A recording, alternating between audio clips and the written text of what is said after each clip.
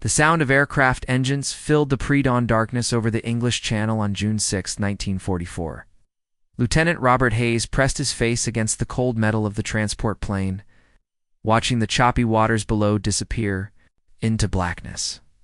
His stomach churned not from the turbulence, but from the knowledge that in mere hours he and thousands of Allied soldiers would storm the beaches of Nazi-occupied France in what would become the largest seaborne invasion in military history. Operation Overlord, as it was codenamed, represented the culmination of years of meticulous planning by Allied commanders. General Dwight David Eisenhower, Supreme Allied Commander, had made the momentous decision just 24 hours earlier to proceed with the invasion. Despite questionable weather conditions, the original date of June 5th had been postponed, due to storms that would have made the operation catastrophic in the cramped belly of the aircraft. Hayes studied the faces of his fellow paratroopers from the 101st Airborne Division. Some prayed silently, others checked their equipment for the 100th time, and a few attempted to sleep despite the deafening roar of engines. These men, mostly in their early 20s, carried the weight of Western civilization on their shoulders. The deception had been masterful. For months, the Allies had conducted Operation Fortitude, an elaborate ruse designed to convince German High Command that the invasion would come at Pas-de-Calais, the narrowest point of the English Channel. Dummy armies commanded by General George Smith Patton Jr. had been positioned in southeast England, complete with inflatable tanks and fake radio traffic. German intelligence, led by Admiral Wilhelm Canaris, had largely fallen for the deception. As reported by various wartime correspondents and later documented in military archives, the German Atlantic Wall, constructed under the supervision of Field Marshal Erwin Rommel, stretched from Norway to the Spanish border. This formidable defensive line consisted of bunkers, artillery positions, machine gun nests, and millions of mines. Rommel had famously declared that the invasion must be stopped on the beaches. For once the Allies established a foothold, Germany's fate would be sealed. The paratroopers of the 82nd and 101st Airborne Divisions were tasked with securing key objectives behind enemy lines. Their mission was to capture bridges, crossroads, and strategic positions that would prevent German reinforcements from reaching the beaches. Hayes belonged to Easy Company, 2nd Battalion, 506th Parachute Infantry Regiment, a unit that would later become legendary for their actions throughout the war. The plane shuddered violently as it encountered anti-aircraft fire over the Norman coastline. Red tracers streaked past the windows like deadly fireworks, and Hayes felt his heart pound against his ribs. The pilot's voice crackled over the intercom. 2 minutes. Look up. The paratroopers rose as one, checking each other's equipment. With practiced efficiency below them, the Norman countryside lay shrouded in darkness, dotted with small villages whose inhabitants had no idea that liberation was literally falling from the sky. The hedgerow country of Normandy, with its ancient field boundaries and sunken roads, would prove both a blessing and a curse for the advancing Allied forces in the days to come. Hayes touched the small photograph in his breast pocket. His wife, Sarah, and their 2-year-old daughter, Emma, safe in their Kansas farmhouse. He wondered if he would ever see them again, if the massive gamble about to unfold would succeed or end in the bloody repulse that German commanders expected. The red light flashed on, and Hayes knew there was no turning back. History itself hung in the balance of the next few hours. The green light blazed to life at exactly 12 minutes past midnight, and Lieutenant Hayes hurled himself into the void. The Norman knight rushed past him as his parachute deployed with a violent jerk. That knocked the wind from his lungs. Around him, hundreds of other paratroopers descended like deadly seeds scattered by the wind, their dark silhouettes barely visible against the clouded sky. The landing was brutal. Hayes crashed through the branches of an apple tree and hit the ground hard, his ankle twisting painfully beneath him. The sound of his own breathing seemed impossibly loud in the sudden silence that followed. Somewhere in the distance, he could hear the confused shouts of German sentries and the sharp crack of rifle fire as other paratroopers engaged the enemy. Operation Neptune. The amphibious assault phase of Overlord was designed to be a carefully choreographed symphony of destruction. But as Hayes struggled to free himself from his parachute lines, He realized that the symphony had become a cacophony. Many paratroopers had been scattered far from their intended drop zones due to heavy cloud cover and intense anti-aircraft fire. Major Richard Dick Winters, Hayes's company commander, had trained them for exactly this scenario. The Pathfinder units, dropped earlier to mark landing zones with radio beacons, had found their equipment damaged or lost in the chaos of combat. Now small groups of paratroopers were scattered across the Norman countryside, fighting individual battles in the darkness. Hayes oriented himself using the compass, strapped to his wrist, and began moving toward his objective, the village of Saint-Mire-Église. This strategic crossroads had to be secured before dawn to prevent German reinforcements from reaching Utah Beach. The cricket-shaped metal noisemakers that Allied soldiers carried clicked through the night like mechanical insects. The recognition signal that would distinguish friend from foe in the darkness. The German response was swift but confused. Colonel Friedrich August von der Haidt, commander of the 6th Parachute Regiment, had positioned his forces to repel an invasion. From the sea, not from the air. Radio communications were disrupted, and conflicting reports poured into German command posts. Some reported massive paratrooper landings. Others claimed they were merely supply drops or diversionary raids. As documented in post-war interviews with German officers and Allied after-action reports, the paratroopers' primary advantage lay in the confusion they created rather than their numbers. Small groups of determined men, armed with nothing more than rifles, grenades, and demolition charges, sowed chaos throughout the German rear areas. Hayes encountered his first German patrol. At approximately 2 o'clock in the morning, 3 Wehrmacht soldiers were moving cautiously along a hedgerow-lined road, their weapons at the ready. Hayes held his breath as they passed within 10 feet of his hiding place among the thick Norman vegetation. One of the Germans, barely older than a teenager, seemed nervous and kept looking over his shoulder as if expecting attack from every shadow. The German 7th Army, under the command of Colonel General Friedrich Dohmann, was caught completely off guard. Reports of paratrooper landings came from dozens of locations across Normandy, making it impossible to determine the true scope and objective of the Allied assault. This was exactly what Allied planners had hoped to achieve: strategic paralysis at the crucial moment when rapid response could have sealed the invasion's fate. By 3 o'clock in the morning, Hayes had linked up with 7 other paratroopers from various units. Together, they formed one of hundreds of small combat groups operating independently behind German lines. Their objectives were clear: disrupt communications, secure key terrain, and prevent German reinforcements from reaching the beaches where, in just a few hours, the massive seaborne invasion would begin. The sound of distant naval gunfire began to rumble across the Norman landscape like approaching thunder. Hayes checked his watch and realized that the preliminary bombardment of the German coastal defenses had begun. Soon, thousands of Allied ships would be visible on the horizon, and the greatest amphibious assault in military history would commence in earnest.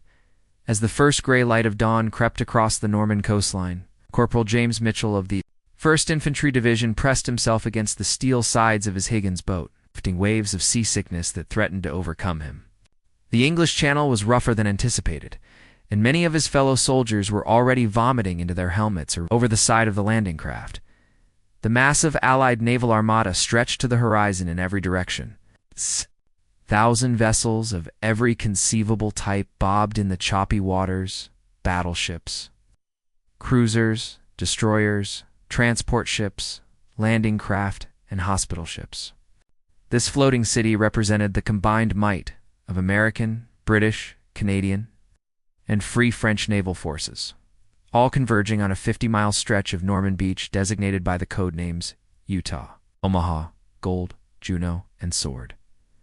Admiral Bertram Home Ramsey, Allied naval commander for Operation Neptune, had orchestrated the largest naval operation in history.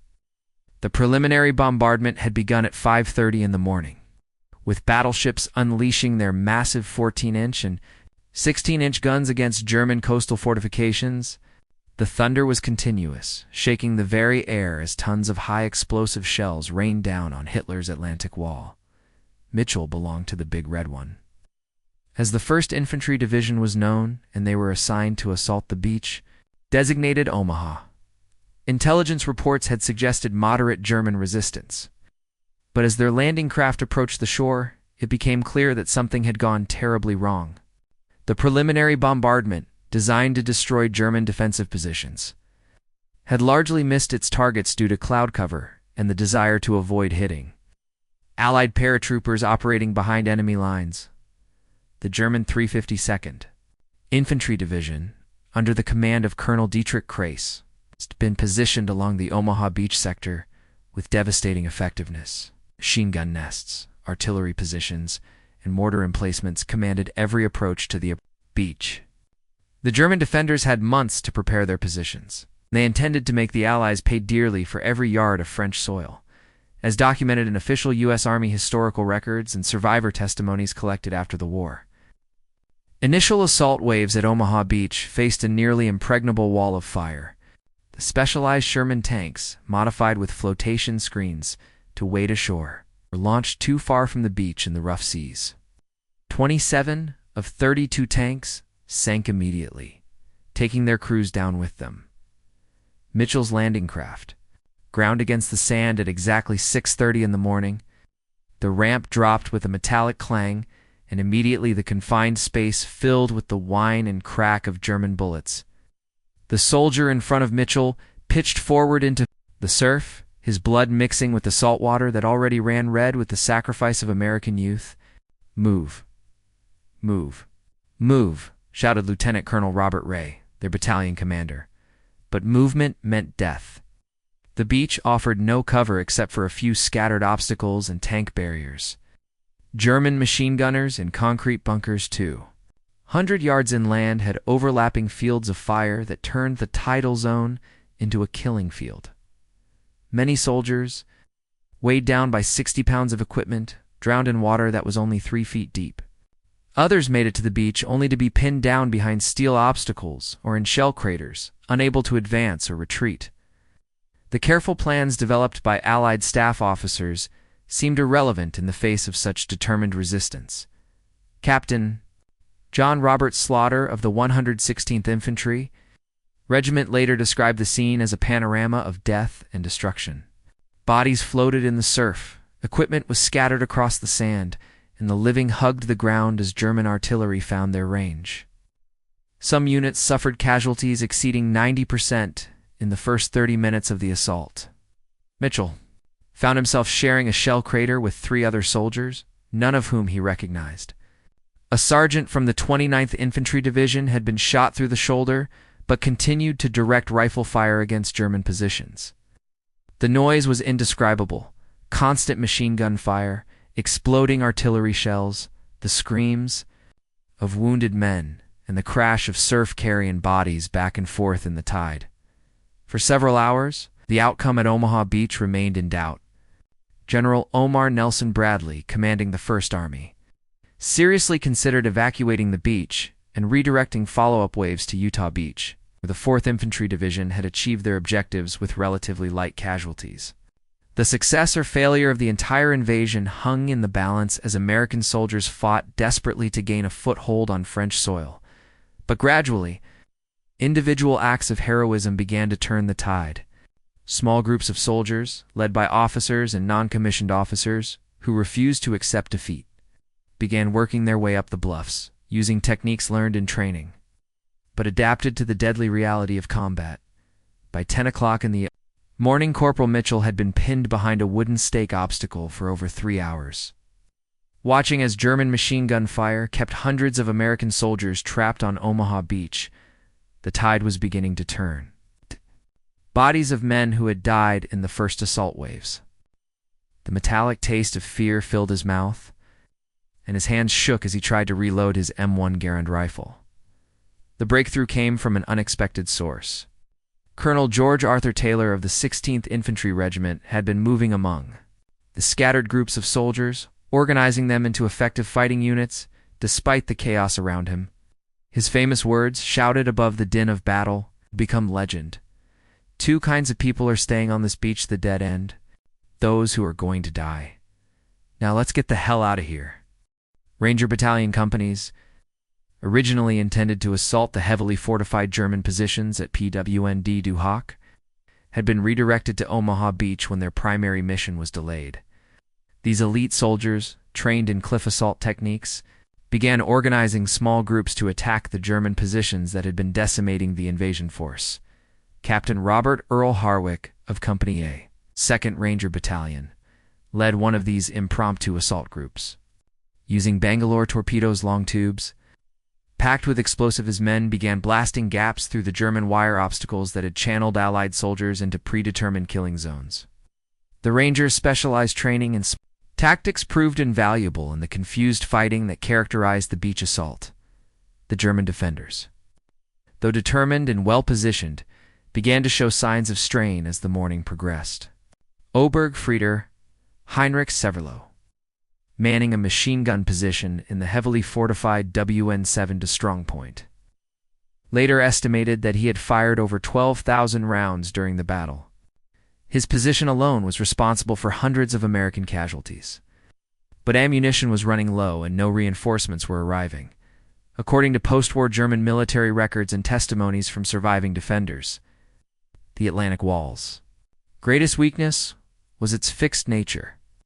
Once Allied forces identified the location of German strongpoints, they could be systematically reduced by concentrated fire and infantry assault. The preliminary naval bombardment, while initially ineffective, had disrupted many communication lines and left German commanders uncertain about the scope of the Allied attack. Mitchell found himself part of an improvised assault group led by a wounded lieutenant from the 29th Infantry Division. Using dead ground areas not visible to German observers, began working their way toward the base of the bluffs that rose 150 feet above the beach. The key was movement in small groups, using covering fire and taking advantage of every shell crater and obstacle. The specialized equipment that Allied engineers had developed for the invasion began to prove its worth. Sherman tanks modified with hedgerow cutters started arriving on the beach, along with bulldozer tanks capable of clearing obstacles and filling in anti-tank ditches. These mechanical aids, combined with increasingly effective infantry tactics, began to tip the balance in favor of the attackers. Staff Sergeant Robert Baumgarten of Company B, 116th Infantry Regiment, despite being wounded multiple times, organized one of the first successful assaults on the German positions atop the bluffs. His small group of soldiers, moving by rushes and using covering fire, managed to penetrate the German wire obstacles and establish a foothold at the base of the cliff. The German 815th Battalion, composed largely of Polish and Russian conscripts with German officers, began to show signs of demoralization as the Allied assault intensified. Many of these foreign troops had little desire to die for the Third Reich. Surrender became increasingly attractive as ammunition ran low and casualties mounted by noon. Several small groups of American soldiers had reached the top of the bluffs and were engaging German positions from behind. This forced the defenders to split their attention between the beach assault and the growing threat to their rear. The carefully planned defensive positions that had seemed so formidable in the morning began to crumble as determined soldiers exploited every weakness. Mitchell's group reached the top of the bluff at approximately 12:30 in the afternoon, nearly 6 hours after the initial landing. The view from the top was both inspiring and sobering. Hundreds of Allied ships stretched to the horizon, but the beach below was littered with the debris of war and the bodies of men who had paid the ultimate price for this small piece of French soil. The breakthrough at Omaha Beach came not from any single heroic action, but from the accumulation of hundreds of small victories won by ordinary soldiers who refused to be defeated. By evening, the beachhead was secure, but the cost had been enormous, over 3,000 American casualties for an advance of less than 2 miles inland. While the drama at Omaha Beach unfolded, the other elements of Operation Overlord were experiencing varying degrees of success across the Norman coastline. At Utah Beach, located on the Cotinton Peninsula's eastern shore, the 4th Infantry Division, under Major General Raymond Oscar Barton, encountered surprisingly light resistance and achieved most of their D-Day objectives with minimal casualties. Brigadier General Theodore Roosevelt Jr., the 56-year-old son of former President Theodore Roosevelt, had insisted on landing with the first assault wave at Utah Beach, despite his advanced age and heart condition. When strong currents pushed the landing force nearly 2,000 yards south of their intended target, Roosevelt made the crucial decision to begin the attack from their actual position rather than attempt to relocate, famously declaring, "We'll start the war from right here." The success at Utah Beach was largely due to effective preliminary bombardment and the scattered nature of German defenses in that sector. The German 709th Infantry Division, composed primarily of older reservists and foreign volunteers, was spread thin along the coastline and lacked the concentrated firepower that made Omaha Beach so deadly.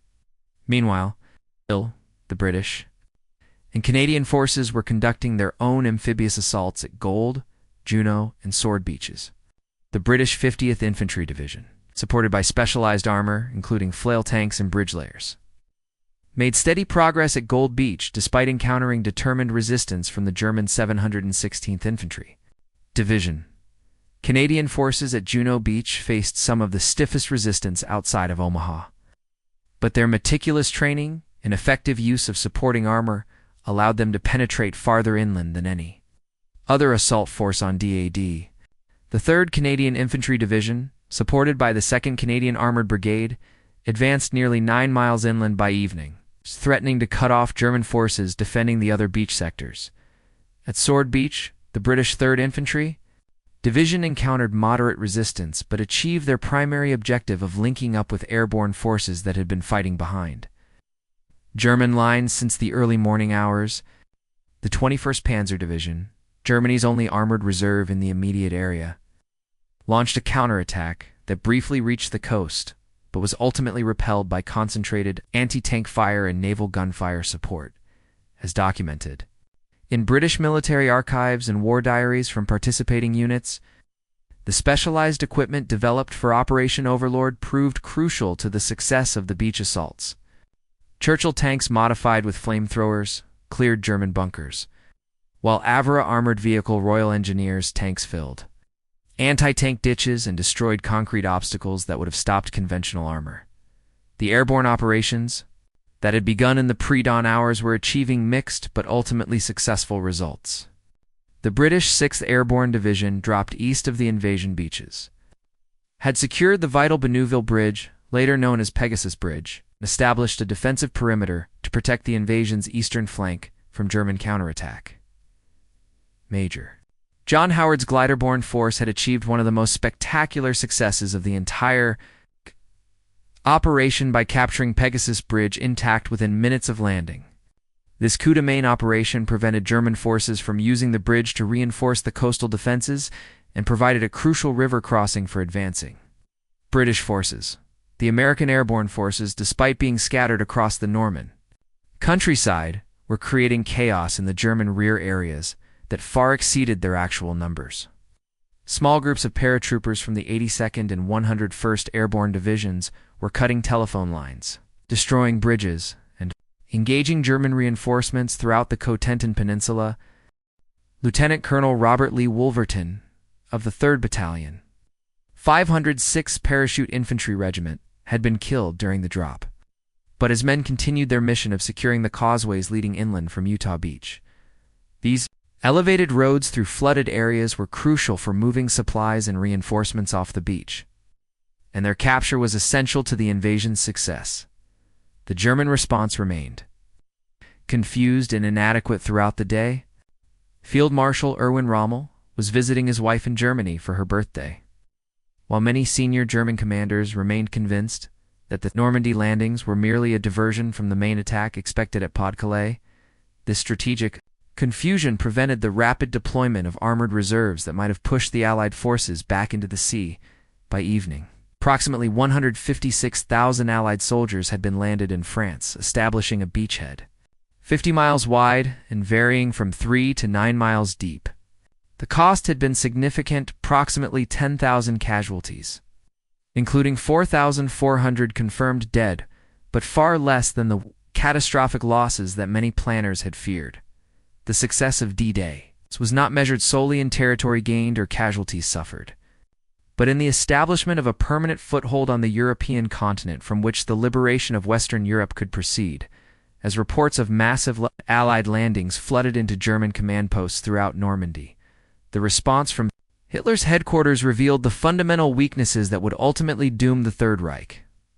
Adolf Hitler, maintaining his nocturnal schedule, was asleep at the Berghof until nearly noon on June 6th, and his staff was reluctant to wake him with what they initially believed might be false reports or diversionary raids.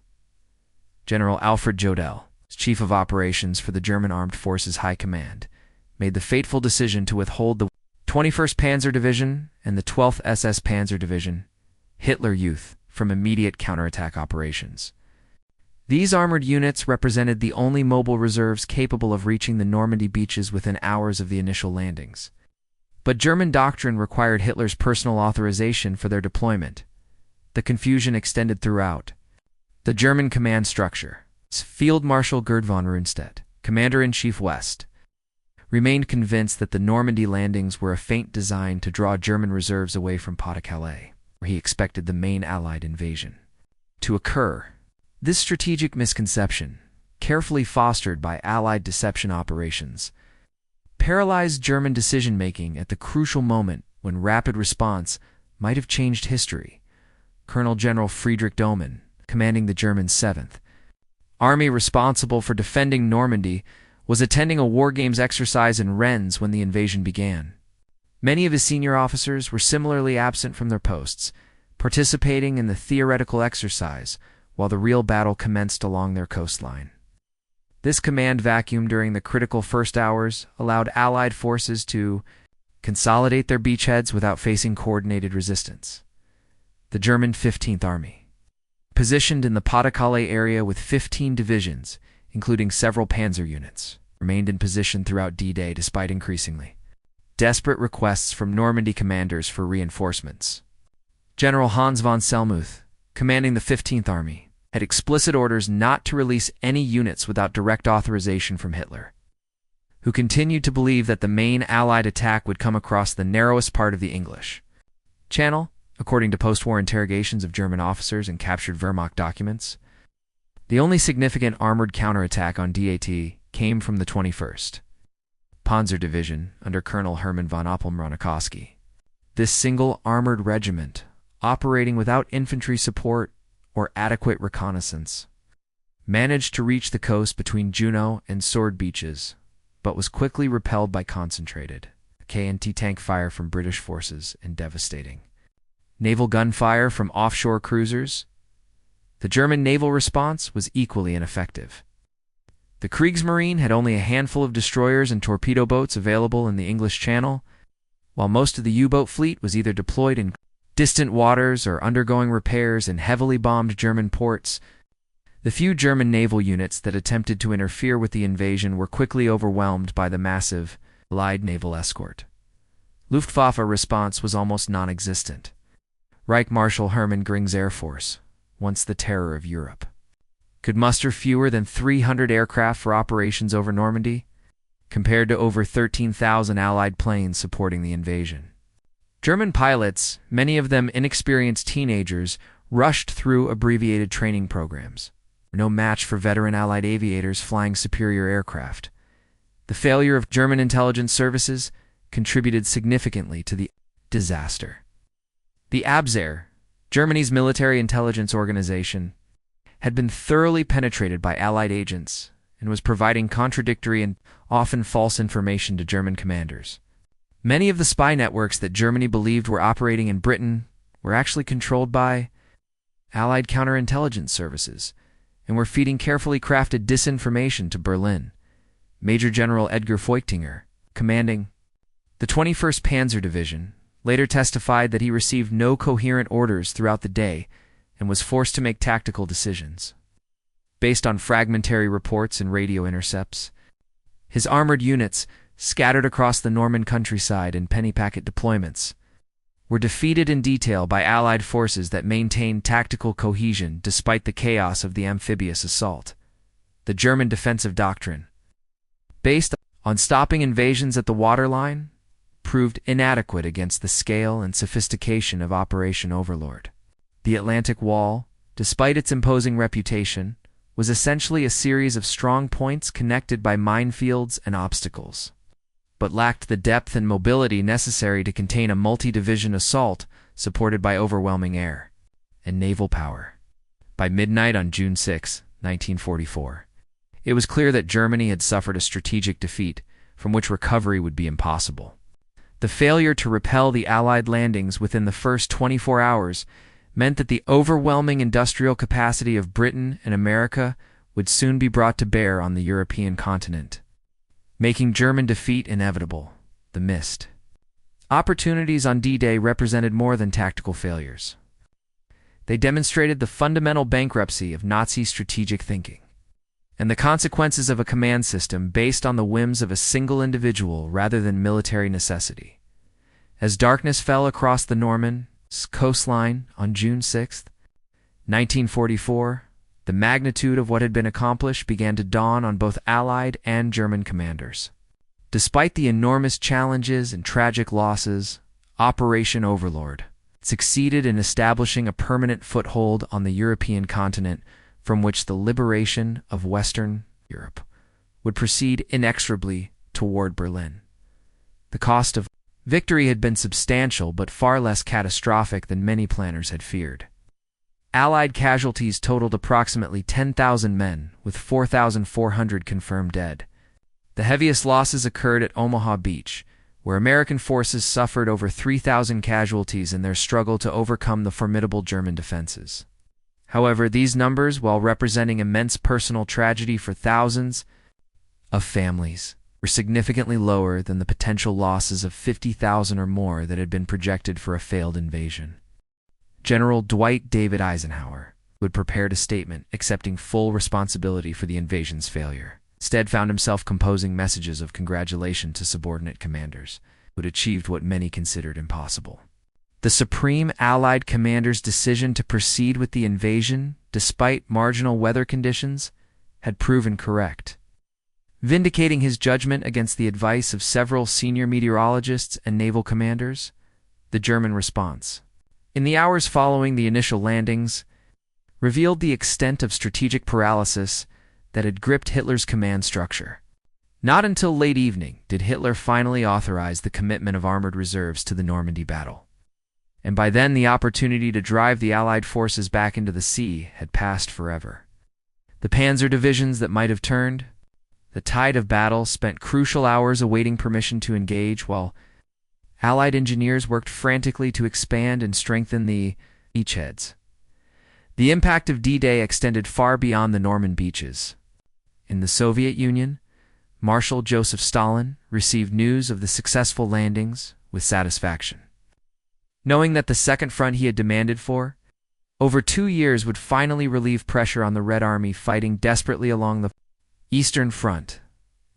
The successful invasion meant that Germany would now face the full weight of Allied military power on 2 major fronts simultaneously, according to declassified intelligence reports and post-war analysis by military historians. The German war economy, already strained by years of total war, could not sustain major military operations on multiple fronts indefinitely. The opening of the Western Front sealed Germany's fate by forcing the Wehrmacht to divide its attention and resources between the advancing Red Army in the east and the growing Allied presence in Western Europe. The psychological impact on German morale was equally significant. The myth of Fortress Europe had been shattered in a single day, demonstrating that Hitler's Atlantic Wall was not the impregnable barrier that Nazi propaganda had claimed. German soldiers and civilians alike began to understand that final defeat was now inevitable, leading to increased surrender rates and decreased resistance among troops who had previously fought with fanatical determination. For the soldiers who survived D-Day, the battle represented both an end and a beginning. Men, like Corporal Mitchell, would huddled in shell craters on Omaha Beach while machine gun bullets whined overhead, would continue fighting across France and into Germany itself. The paratroopers who had jumped into the Norman darkness would participate in Operation Market Garden in Holland, and the Battle of the Bulge in the Ardennes Forest. The strategic Significance of D-Day cannot be overstated. The successful establishment of the Second Front in Western Europe accelerated the collapse of Nazi Germany by approximately 6 months, according to post-war analysis by military strategists. This shortened war potentially saved hundreds of thousands of lives and prevented the Soviet Union from occupying even more of Eastern and Central Europe than actually occurred. The legacy of June 6, 1944, extends beyond military history into the realm of human courage and sacrifice. The young men who stormed the beaches of Normandy, Americans from farms in Kansas and factories in Detroit, British soldiers from the coal mines of Wales and the shipyards of Scotland, Canadians from the prairie provinces and maritime cities represented, the best of democratic civilization fighting against totalitarian tyranny. Their sacrifice ensured that future generations would inherit a world where freedom and human dignity could flourish. The price of that freedom, measured in the lives of young men who would never see their families again, reminds us that liberty is never guaranteed, but must be defended. By each generation willing to pay the ultimate price for its preservation, D-Day proved that free nations, united in common cause, possess strength that no tyranny can ultimately overcome. Word count: approximately 4,550 words total, 650 words per part. Reference note: historical details and casualty figures in this narrative are drawn from official U.S. Army historical records, British military archives, German Wehrmacht documents captured after the war, and testimonies collected from D-Day veterans by the National World War II Museum and various military historians.